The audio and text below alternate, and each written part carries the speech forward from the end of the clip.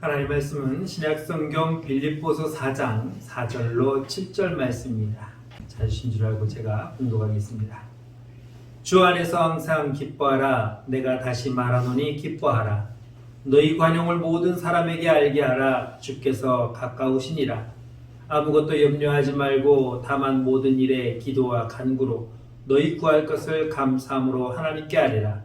그리하면 모든 지각에 뛰어난 하나님의 평강이 그리스도 예수 안에서 너희의 마음과 생각을 지키시리라. 아멘. 새해가 되면은 좋은 일이 있기를 바라는 마음으로 만날 때 이렇게 인사합니다. 새해 복 많이 받으세요 라고 이야기합니다.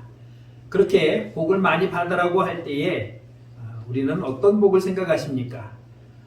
인사하면서 말하는 당신은 올해 복 많이 받으십시오 라고 할 때에 인사하는 사람의 마음속에는 어떤 복을 빌고 있으며 받는 사람은 그래 나는 올해 이런 복을 받기를 원해 라고 말할 때 인사하는 사람과 받는 사람의 복이 같을 수도 있고 다를 수도 있습니다. 저는 올해 부자 되세요 라고 인사를 하는 마음으로 복을 빌었는데 받는 사람은 올해 부자 되라고 알았어 라고 받는다면 주는 복과 비는 복과 내가 원하는 복이 다를 수 있지만 그렇다고 해서 그것이 나쁜 것은 결코 아닐 것입니다. 복이라고 하는 것은 우리는 다 좋아합니다. 그것이 어떤 것이 됐든 복은 우리에게 있어서 원하는 것이고 바라는 것이고 추구하는 것이며 받을 수 있으면 최대한 많이 받고 싶은 것이 아마 복이라고 말할 수 있을 것입니다. 우리가 바라는 복과 또 상대방이 바라는 복 그리고 세상 사람들이 말하고는 복과 교회를 다니며 예수 그리스도를 영접하고 하나님 나라를 소망하며 믿고 있는 성도들의 복은 어떤 차이가 있는지를 한번 오늘 말씀을 통해서 함께 나누고자 합니다. 우리나라의 대표적으로 원로 목사이신 김장한 목사님 여러분들 아마 잘 아실 것입니다. 수원에 있는 침례교회 목사님이셨고 또 지금도 여러분이 잘 아는 기독교 방송 CBS 극동방송과 함께 복음을 전하는 데 앞장서셨던 그런 목사님이십니다. 그분이 설교에서 이 복에 대해서 말씀하고 있는데 복이란 어떤 것인가를 이렇게 네 가지로 정리해 보셨습니다. 헬라 원어로 보면은 이 복이라는 말은 마카리오스라는 말을 사용하고 있는데 이 목사님께서 설교 시간에 어떻게 말씀하시냐면 이 복은 첫째로는 하나님의 존재와 성품을 얘기할 때 사용되어졌다라고 그렇게 말씀하고 있습니다. 그러니까 우리는 복하면은 돈과 명예와 권세를 떠올렸는데 목사님은 성경에서 말하는 복은 하나님을 말할 때 하나님은 어떤 분인가 하나님의 성격은 어떤 성품을 가지고 있는가를 말할 때 이 복이라는 단어를 썼다라고 그렇게 설교하셨습니다. 두 번째는 하나님께 바친다라는 의미로 이 복을 사용했다라고 말씀하고 있습니다. 우리는 복을 받기를 원하는데 목사님은 설교에서 바친다라는 것이 복이라는 것입니다.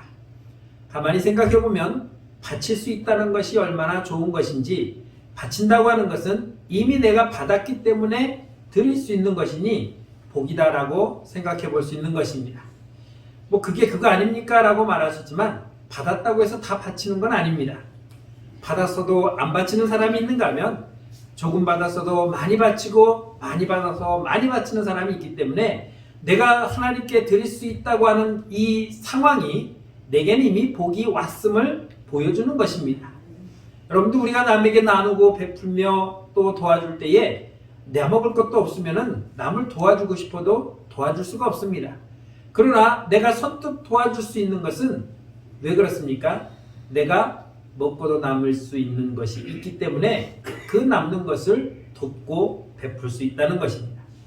세 번째는 다른 사람을 위해서 기여한다라는 뜻으로 이 복을 사용했다는 것입니다.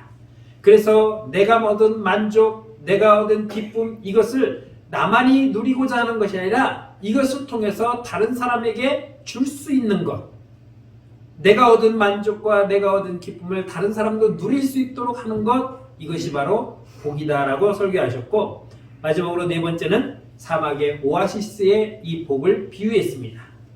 사막을 건널 때는 오아시스는 반드시 필요합니다. 왜냐하면 사막이 한 두어 시간 가다 끝나는 게 아닙니다. 몇 날 며칠을 가야 돼요. 제가 성지순례를 가면서 사우디아라비아라는 나라의 상공을 지나갔습니다. 대표적으로 모래 나라인데 2시간을 넘게 그 나라를 날아가고 있는데도 불구하고 아직도 밑에는 노란 사막만 보이더라고요. 여러분, 비행기가 2시간을 날아간다면 대략적으로 인천공항에서 떠서 대만을 지납니다. 그 정도를 지나는데도 계속해서 아직도 사막이 나오고 있는 상황이에요. 풀 한 폭이 보이지 않고 나무 한 그루 보이지 않는 그런 엄청난 사막이 그 나라만 있는가 하면 아프리카에는 그보다 더 큰 사하라 사막이라는 그런 곳이 있습니다.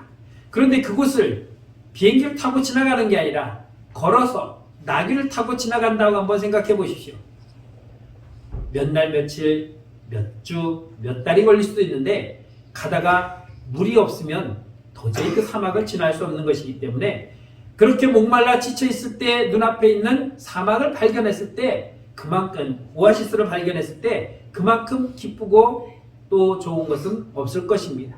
그러니까 이 사막과 같은 곳에서 반드시 우리에게 필요한 그런 오아시스와 같은 것이 바로 복이다라고 이렇게 정의를 내리셨습니다. 성경에 보면은 우리나라 한글 성경에 보면은 이 복이라는 단어를 제가 센 건 아니지만 누가 세어봤나 봐요. 1000번 넘게 세었대요. 정확하게 몇 번이라고는 안 했는데 그냥 1000번 넘는다라고 그렇게 얘기를 하더라고요. 성경에 보면은 굉장히 많은 숫자들을 이야기합니다. 한글로 몇 글자니, 몇 장이니, 몇 절이니 이렇게 세워놓으신 분 보면은 저는 그걸 인용만 하지만 참 대단한 분이다 라는 생각이 들기도 하고 참 얼마나 시간이 많으면은 그 글자 숫자를 세고 있었을까라는 생각도 들지만 아무튼 누군가가 해놨기 때문에 제가 이렇게 편하게 사용할 수 있는 것입니다. 하나님은 세상을 창조하셨을 때부터 우리들에게 복을 주셨습니다.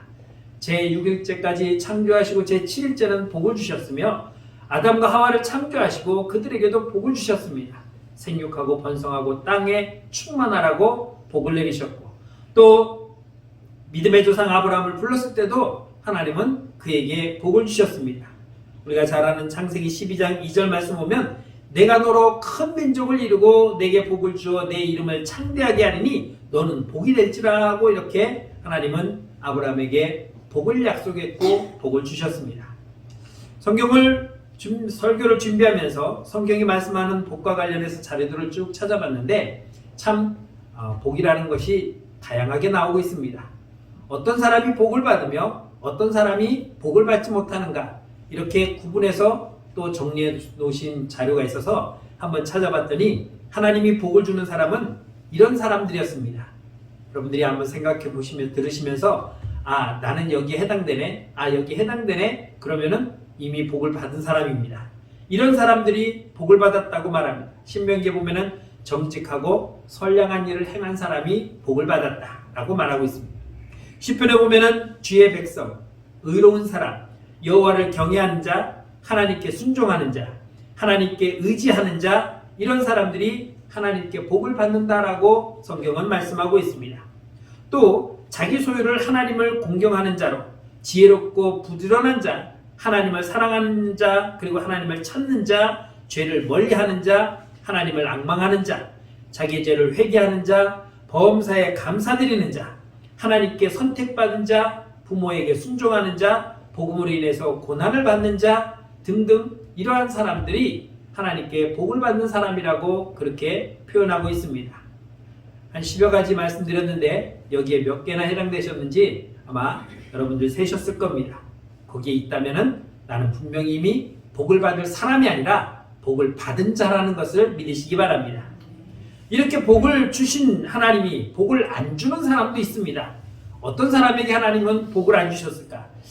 하나님 전능하신 분인데 부족한 거 없는데 그냥 뭐 큰 어려움도 없을 텐데 그냥 팍팍 아무나 다 주지 왜 또 주는 사람이 있고 안 주는 사람이 있을까? 라고 생각할 수 있지만 그건 하나님 마음이죠. 이런 사람은 복을 못 받았습니다. 하나님의 사람을 저주하는 자, 다시 말하면 성도들을 저주하는 사람들입니다. 하나님의 말씀에 불순종하는 자, 다른 사람을 저주하기 좋아하는 자, 마음이 굽어있고 말하는 것이 패역한 자, 이 사람은 어떤 사람이냐면 항상 마음속에 뭔가 이렇게 꼬부라져 있어서 똑바로 보지 못한다는 것입니다. 잘했으면 잘했다고 해야 되는데 아이고 그거 하나 했다고 뭐 대단한 것처럼 떠드네? 라고 말하는 사람. 그러니까 사촌이 땅을 사면은 당연히 배 아프는 사람, 이런 사람이 마음이 굽은 자라고 말하고 있습니다. 속히 부자가 되고자 하는 사람, 나는 빨리 부자가 되겠어. 여러분, 아무리 부자가 빨리 되고 싶어도 될 수 없는 것은 곡식을 심어도 기다려야 열매가 맺혀지는 것이고, 돈을 모으려도 월급을 타야 돈을 모을 수가 있는 거죠. 그런데 회사 다니면서 나는 1년 안에 아파트를 살 거야 라고 말한다면 그 사람은 잘못된 거죠. 자신이 1년 받을 봉급이 예를 들어서 한 8천만 원 되는데 아파트가 8천만 원 하면은 얼마나 좋겠습니까마는 전국에도 아파트가 2, 3억 하더라고요. 그러니 1년 안에 아파트를 사겠다고 하는 사람은 뭔가 잘못된 사람이에요. 돈이 많이 있었던 사람이라면 모르겠지만, 또 마음을 완악하게 하는 자, 하나님의 이름을 망령되이 일컫는 자, 하나님께 11조를 드리지 않는 자, 이런 사람들은 하나님께서 복을 주지 않는 사람이라고 그렇게 말하고 있습니다. 우리는 여기에 해당되지 않는 사람들이기를 주의 이름으로 축원합니다. 물론 가끔씩 하나님 말씀을 어기기는 하지만 우리가 상습적으로 어기는 것이 아니라 그냥 때에 따라 내 형편을 고집하면서 어기긴 하지만 그것을 통해서 우리가 하나님을 부정하지는 않기 때문에 그나마 하나님께 회개할 수 있는 기회가 있다는 것이 복인 줄 믿습니다. 이렇게 하나님은 복을 받을 수 있는 사람과 받지 못하는 사람을 분명히 구분하셨고 그들에게는 복을 주셨으며 그들에게는 복을 주지 않았습니다. 그런데 이 자료를 쭉 보면서 한 가지 다행스럽게 여겼던 것은 하나님께 복을 받을 수 있는 내용들이 더 많고 복을 받지 못하는 내용은 더 적더라는 거죠. 그러니까 내가 100가지 일을 하는데 예를 들어서 복 받을 만한 사람들은 한 70가지 되고 복을 못 받을 만한 사람들은 한 30가지가 되니까 우리가 더 복을 받을 수 있는 여건이 좋다라는 것이 오히려 하나의 위로의 말씀이 되었습니다. 우리는 이 하나님이 주시는 복을 분명히 받은 사람들입니다. 받았기에 이 자리에 있는 것이고 앞으로 더 많은 복을 누릴 수 있는 주의 성도들인 것입니다. 오늘 바울은 본문을 통해서 세 가지로 복의 특징을 이야기하고 있는데 첫 번째는 하나님의 복을 받는 사람은 하나님 앞에 늘 기뻐하는 사람이다라고 그렇게 말씀하고 있습니다. 오늘 4절 말씀 보면 이렇게 말합니다. 주 안에서 항상 기뻐하라. 내가 다시 말하노니 기뻐하라. 항상 기뻐한다는 말은 모든 상황에서 기뻐한다는 것입니다. 우리는 모든 상황에서 절대로 기뻐할 수 없습니다. 지나가다가 1,000원짜리 하나 주셔도 기뻐합니다. 이야, 이게 웬 떡이냐. 실상 1,000원 갖고 슈퍼에 가면 요즘 살만한 게 없더라고요. 과자도 1,000원 미만짜리가 없더라고요. 그러니 별 쓸모도 없는데 그래도 1,000원 주신 것은 오늘 운수대통한 것입니다. 너무 기분 좋아요. 그런데 전국 나갔다 와서 집에 와서 주머니를 뒤져서 돈을 계산해보니까 1,000원이 비어요. 이게 어디 갔지? 라면은 아무리 뒤져봐도 없는데 아이고 내가 버스 타면서 돈 내다가 하나가 더 흘렸나 보다라고 생각하면 화가 얼마나 나는지 에이 재수없어. 그날로 그 시간부터 우리는 기분이 싹 잡쳐지죠. 도저히 기뻐할 수 없습니다. 1,000원 때문에 기뻐할 수 있는 사람이 1,000원 때문에 기뻐하지 못하는 상황도 오고 있다는 거죠.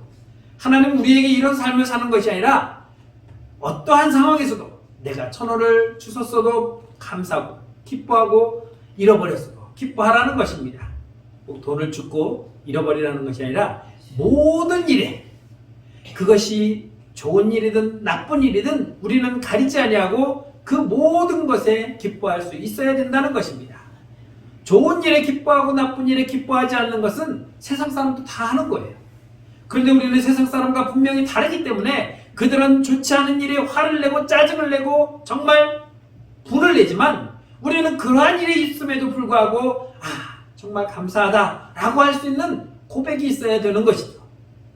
예를 든다면 옛날에 그렇게 오래된 건 아니에요. 우리 예수미가 학교 들어가기 전에 일인데, 제가 다른 교회 가서 설교를 하고 그 목사님께서 저에게 수고했다고 사례비를 주셨어요. 그래서 그걸 받아와서 이제 장롱의 서랍 속에 이렇게 넣어놓고 월요일날 새벽 기도를 하고 이제 내려갔어요. 그리고 아침에 돈이 쓸 일이 있어서 그거를 찾으려고 딱 그래서 봉투를 딱 들어갔는데 그 안에 돈이 없어진 거야. 봉투는 있는데 돈이 없어졌어요. 순간 필요한 사람이 가져갔네 라고 하는 생각이 듦과 동시에 등골이 오싹한 게, 우리 예수미가 가끔 새벽에 깨면은 올라와요. 올라와서 지 엄마 옆에 앉아서 같이 기도하다가 이제 내려가는데, 그날 예수미가 안 깬 게 얼마나 감사한지. 얘가 문소리에 기척에 일어났더라면 어떤 상황이 벌어졌을까 라는 걸 생각하니까 너무나도 끔찍한 거예요. 그래서 그 돈 없어진 거 생각도 안 나고 아이고 하나님 감사합니다 하고 우리 예수미를 끊어안았어요. 분명히 좋지 않은 일이 일어났는데 그 상황이 너무나도 감사한 거예요. 우린 이런 걸 뭐라고 그러죠? 불행 중 다행이라는 거예요. 그러니까 우리에게는 불행이 있었지만 그 불행 때문에 더 큰 불행이 오지 않은 것을 감사할 수 있는 거예요. 우리는 그걸 바라보라는 거예요. 그걸 느끼고 그걸 고백하는 자이기 때문에 앞에 있는 불행만 보고 원망하고 시기하고 질투하고 막 절망하지 말고 그 불행으로 인해서 더 큰 불행이 오지 않은 것, 그것을 기뻐할 수 있는 자, 그게 항상 기뻐하는 삶이라는 것을 우리는 갖고 있어야 된다는 것입니다. 그렇기 때문에 우리는 우리 앞에 놓여 있는 절망과 우리 앞에 있는 환난과 고난이 있어도 그것을 두려워하지 않냐고, 그것 때문에 실망하지 않냐고, 낙심하지 않는 이유는 무엇입니까? 내게 있기 때문이에요. 무엇이? 구원이 있기 때문입니다. 하나님이 나를 죄악 가운데서 구원하셨고 나를 이 땅에서 영원히 지키시며 장차 하나님의 나라에 보내주신다고 하는 약속이 있기 때문에, 그 구원을 내가 받았기 때문에 우리는 지금의 고난과 지금의 어려움을 견디고 이겨내고 참을 수가 있는 것입니다. 그렇기 때문에 감사한 것이죠. 그렇기 때문에 기쁜 것입니다. 믿음의 선진들을 바라보십시오. 그들은 고난 없이 살아간 사람들 아닙니다. 아브라함이 믿음의 조상이라고 우리가 말하지만 그는 고난이 없었던 사람이 아닙니다. 그의 아들 이삭도, 그의 아들 야곱도, 그의 아들 요셉도 우리가 볼 때는 대단한 믿음의 선진이지만 그들이 고난 없이 사는 것이 아니었습니다.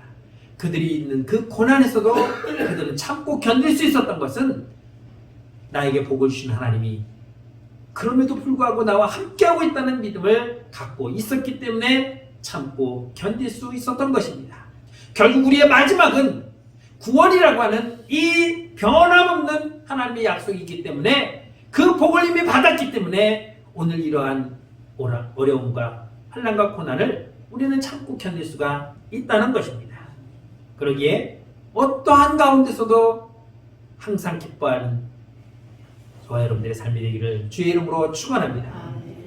두 번째는 관용을 보여주는 사람이 복 있는 사람이다라고 말하고 있습니다. 오늘 5절 말씀 보면은 너희 관용을 모든 사람들에게 알게 하라. 너희 관용을 모든 사람들에게 알게 하라. 여기서 관용이라는 말에 한국어 사전을 보면은 남의 잘못을 너그럽게 받아주거나 용서하는 것이라고 이렇게 말하고 있습니다. 누가 나에게 잘못했어도 그래 내가 이해하고 넘어갈게, 다음부터 그러지 마 라고 타이르고 용서해 주는 것.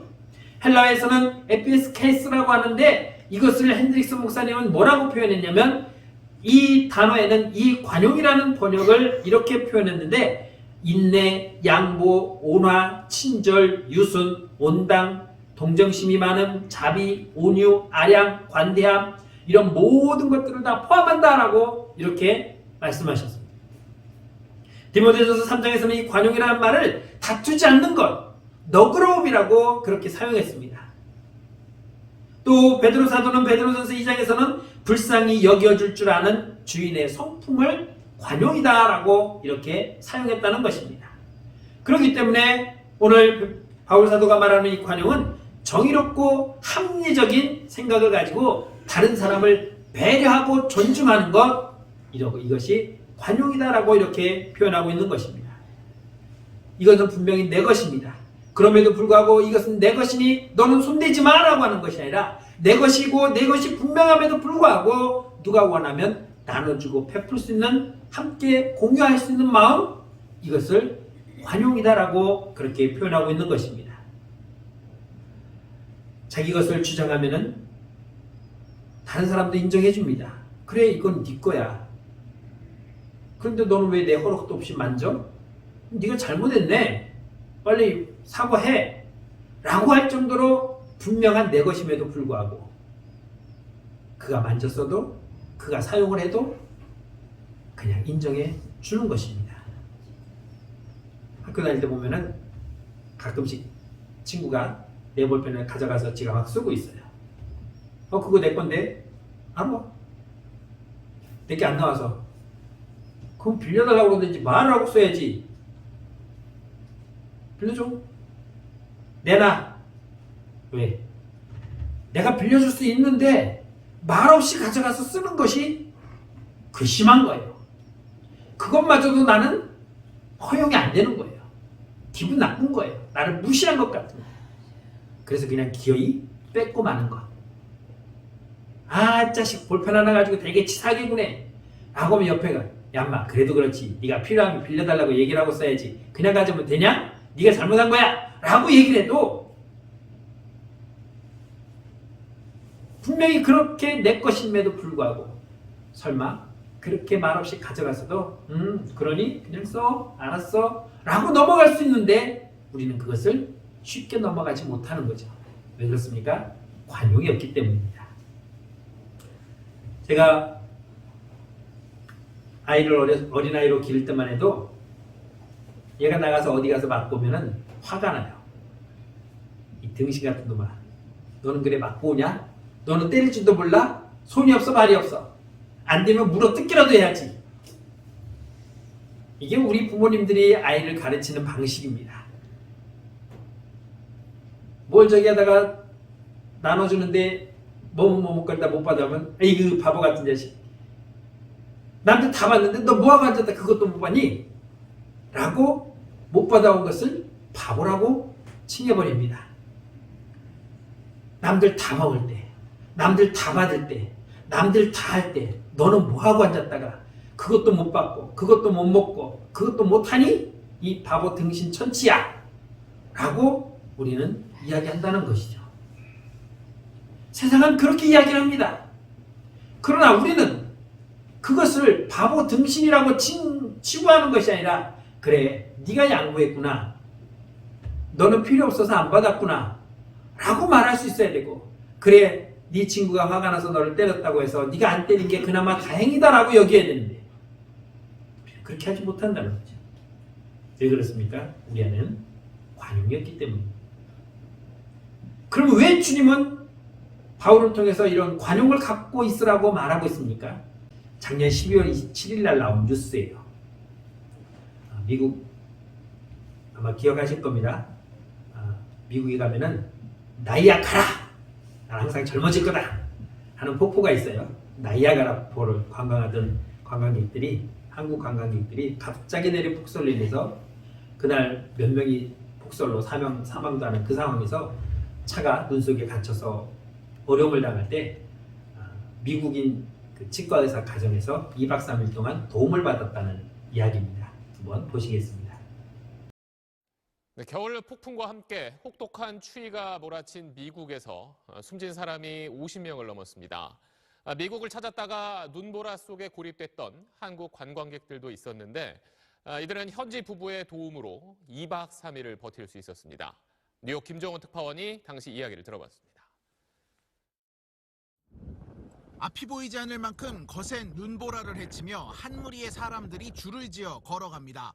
나이아가라 폭포를 보기 위해 뉴욕주 버팔로시에 왔다가 겨울 폭풍을 만나 고립된 한국인 여행객들입니다. 차가 빠져가지고 움직일 수가 없었던 상태였고 눈보라가 너무 세게 쳐서 숨을 못 쉴 정도였고요. 당장 앞에 안 보여요. 두세 걸음 앞에 있는 분 1m도 안 보이니까 자칫 큰 위험에 빠질 수도 있는 상황. 눈을 퍼내 삽이라도 빌려보려 주변 가정집을 찾아 도움을 요청했고, 이들에게 문을 열어준 집주인 부부는 삽 대신 잠자리를 내주며 생면부지 한국인들을 환대했습니다. 10명인데도 불구하고 이제 다 이제 따뜻하게 웰커밍 해주시고, 저희가 그 밑에서 이제 막 그 몸을 녹이는 동안 이제 뭐 에어 매트리스랑 이불, 수건, 타월들 다 꺼내가지고 다 준비해놨어요. 마침 이 부부는 평소 한국 음식을 좋아했고 집에는 한식 재료까지 준비돼 있었습니다. 참기름, 뭐 간장, 음, 고추장, 그리고 고춧가루 막 이런 거 다 있었어요. 그리고 그 전기밥솥도 있었어요. 여행객들은 가지고 있던 음식을 꺼내 부부와 함께 한식을 해 먹으며 2박 3일을 버텼습니다. 쿠킨을 먼저 써서 닭볶음탕을 먼저 저기 요리를 우리 어머님께서 저희 식재료도 다 동원해가지고 첫째 날 버텼고 셋째 날까지 제가 버텼고. 겨울 폭풍으로 사망자가 속출했다는 뉴스를 보고 가슴을 쓸어내린 여행객들은 다시 한번 부부에게 감사의 뜻을 전했습니다. 자, 마치 그 사마리안인이라는 그 표현 보셨잖아요. 대가성 없는 그런 베품? 네, 그렇죠. 은혜를 베푸는 거죠. 뉴욕에서 SBS 김종훈입니다. 외면할 수도 있었죠. 그런데 받아들여서 저들을 대접하고 재워주는데 내 물품이 들어가고 내 돈이 들어가고 내 생활 공간이 침범이 되는 그런 걸 용납 안 할 수도 있어요. 그런데 해주었습니다. 지난 5월에 이 가정을 초청을 해서 열흘간 우리나라에서 이 사람들이 다시 초청을 해가지고 한국 구경도 시켜줬다는 뉴스도 또 있습니다. 이렇게 우리가 관용을 베풀어야 되는 이유는 무엇입니까? 그 이유를 5절에서 이렇게 말합니다. 주께서 가까우시리라. 무슨 말입니까? 주님이 오실 때가 가까워졌다는 것입니다. 우리는 주님 앞에 오면은, 주님 앞에 서면은 심판을 받게 됐습니다. 너는 잘했다, 너는 잘못했다. 주님의 심판이 가까워 왔기 때문에 우리는 이 짧은 기간 동안 언제 오실지 모르지만 우리는 주님의 말씀을 순종하며 주님이 하라는 것을 더 열심히 해야 되기 때문에 부족한 이 관용을 베풀라라고 말씀하고 있습니다. 세 번째는 기도하는 사람이라고 말하고 있습니다. 기도하는 사람은 복을 받는다. 오늘 6절 말씀 보면은 아무것도 염려하지 말고 다만 모든 일에 기도와 간구로 너희 구할 것을 감사함으로 하나님께 아뢰라 라고 말씀하고 있습니다. 우리는 기도할 때에 무엇을 위해서 기도합니까? 얻기 위해서 기도합니다.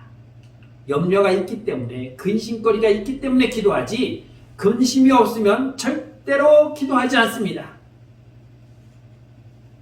그런데 주님은 뭐라고 말합니까?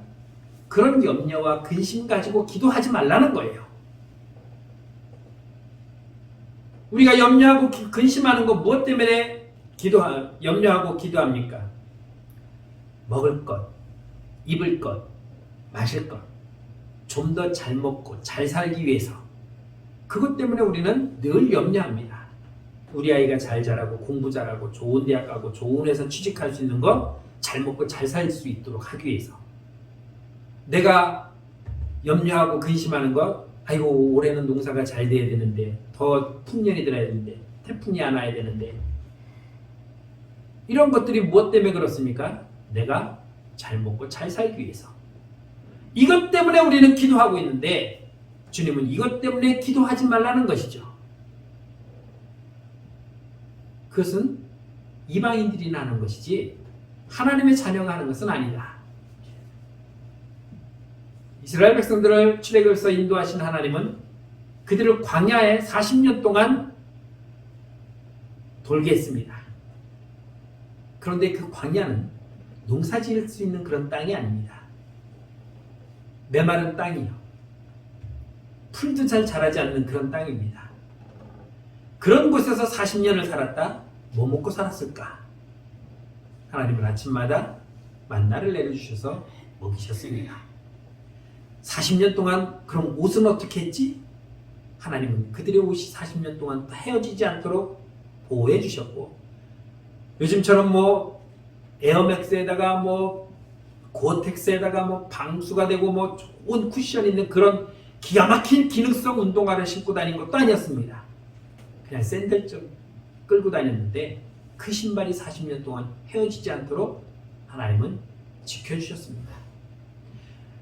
먹을 음식과 먹을 물과 입을 옷들, 필요한 모든 것들을 하나님은 그 40년 동안 한 번도 놓치지 아니하고 건너뛰지 아니하고 공급하고 제공해 주셨습니다. 그들이 걱정했습니까? 안 했습니다. 하나님은 그들이 걱정하지 않도록 우리가 필요한 것을 아시고 주셨습니다. 당신의 백성을 먹이시고 입히시고 또 재우시는 하나님이, 우리에게 뭐가 필요한지 아시는 하나님이 그거 우리에게 안 해줄 거라고 생각하고 있습니까? 여러분들이 자녀를 기르면서 그 자녀가 여러분 품 안에서 맨날 울고 있었습니까? 오늘만 젖주고 내일 안 주면 어떡해? 나 배고파서 어떻게 할까? 오늘만 기저귀 갈아주고 내일부터는 기저귀 안 가져오고 어떡할까? 나 찜찜해서 못 사는데. 애가 그러면서 매일 울었습니까? 고민했습니까? 뭐 금식기도 했습니까? 아니죠. 걔는 그냥 주면은 먹고 기분 좋으면 빵긋거리고 찝찝하면 잉 그래서 갈아주면은 또 빵긋빵긋 웃고, 애가 필요한 모든 것들을 여러분 어떻게 했습니까? 다 해줬어요. 때 맞춰서 먹이고 입히고 갈아주고 씻겨주고 재워주고 아프면 약 주고 병원 가서 치료해주고. 걔들이 해달라고 할 때까지 기다려본 적 있습니까? 아니잖아요. 하나님도 그렇게 우리에게 필요한 모든 것들을 공급해 주는데 우리는 어떻게 하고 있습니까? 고민하고 있어요. 근심하고 있어요. 걱정하고 있어요. 하나님이 안 주면 어떡하지? 그건 이방인들이라는 것이고, 너희가 하는 것은 그것을 고민하지 말라는 거죠. 그래서 마태복음 6장 31절에서는 그러므로 염려하여 이르기를 무엇을 먹을까, 무엇을 마실까, 무엇을 입을까 염려하지 마라. 그리고 33절에서는 뭐라고 말씀하냐면 그런즉 너희는 먼저 그의 나라와 그 의를 구하라. 그리하면 이 모든 것을 너희에게 더하여 주신다고 말씀하고 있는 것입니다. 우리가 염려할 것을 염려하지 않고 하나님 나라를 바라보며 그 나라를 소망하며 기뻐하며 관용하며 기도하며 살아가면 이 모든 것을 너희에게 더하여 주신다라고 말씀하고 있습니다. 베드로 사도는 베드로전서 5장 7절에서 말씀하기를 너희 염려를 다 주께 맡기라. 이는 그가 너희를 돌보심이라고 말씀하고 있습니다. 우리가 염려할 것은 없다. 그건 하나님이 하실 일이지 우리가 염려할 건 없다고 말씀하고 있는 것입니다. 그러니 우리는 염려하지 않아도 그냥 하나님 앞에 감사함으로 기도하는 것으로 우리는 이미 복을 받은 자이며 복을 누리는 자라는 것을 믿으시기 바랍니다. 사랑하는 성도 여러분, 우리는 하나님으로부터 구원받은 백성들입니다. 하나님으로부터 구원의 은혜를 입은 자들입니다. 예수님은 요한복음 11장 25절에서 26절에서 이렇게 말씀합니다. 예수께서 이르시되 나는 부활이요 생명이니 나를 믿는 자는 죽어도 살겠고 무릇 살아서 나를 믿는 자는 영원히 죽지 아니하리니 이것을 내가 믿느냐? 라고 말씀하셨습니다. 이것을 믿는다면 우리는 염려하지 않았고, 이것을 믿으면 우리는 그저 하나님 앞에 기도하며 복받는 자로 살아갈 수 있는 것입니다. 하나님이 말씀하시는 복은 어떤 것입니까? 오늘 7절 말씀을 보면 이렇게 말씀합니다. 그리하면 모든 지각에 뛰어난 하나님의 평강이 그리스도 예수 안에서 너희의 마음과 생각을 지키시리라. 하나님이 우리에게 주신 복은 다른 건 아니었습니다. 평강이었습니다. 아무 근심 걱정하지 아니하고 살아갈 수 있는 평안한 마음, 평강을 우리에게 주셨다라고 말하고, 이것이 하나님이 우리에게 주신 복입니다. 여러분, 근심 없이 평강할 수 있습니까? 걱정 없이 평강할 수 있습니까? 모든 것이 다 사라지고 아무것도 근심하지 않고 염려하지 않아도 모든 것이 형통하게 잘 돌아가고 있다면 그것처럼 평안한 마음이 없을 것입니다. 그러기에 하나님 우리에게 주시는 복은 다른 것 아닙니다. 평강이었습니다. 내 영혼 속에서 하나님이 우리에게 주신 그 평강, 성도들의 영혼 속에 비치는 하나님의 미소라고 누가 평강을 이렇게 표현했습니다. 갈보리 폭풍이 지나가고 난 다음에 남은 마음의 고요함이라고 평강을 그렇게 표현했습니다. 자기 아이들을 아끼지 아니하고 우리에게 주신 그 하나님의 그 선물을 받은 우리가 누려야 할 것은 바로 평강의 복인 것입니다. 이 복을 누리는 저와 여러분들의 삶이 되기를 주의 이름으로 축원합니다. 기도하겠습니다. 참 좋으신 하나님, 은혜를 감사합니다. 우리가 바라는 복은 물질의 복이었고 또 먹을 것의 복이었으며 지식과 명예와 권세의 복이었습니다. 그러나 이것은 세상 사람들이 구하는 복이지 하나님의 자녀들이 구할 복은 아니라는 것을 다시 한번 고백합니다. 하나님이 우리에게 주신 복은 평강의 복이요, 그 복을 받은 자이기에 우리는 항상 기뻐할 수 있으며 모든 사람들에게 관용을 베풀 수 있으며 하나님 앞에 그 나라를 위하여 기도할 수 있는 성도가 된 것을 믿습니다. 이 복을 누리는 우리의 삶이 되게 하여 주옵소서. 예수님의 이름으로 감사하며 기도드렸습니다. 아멘.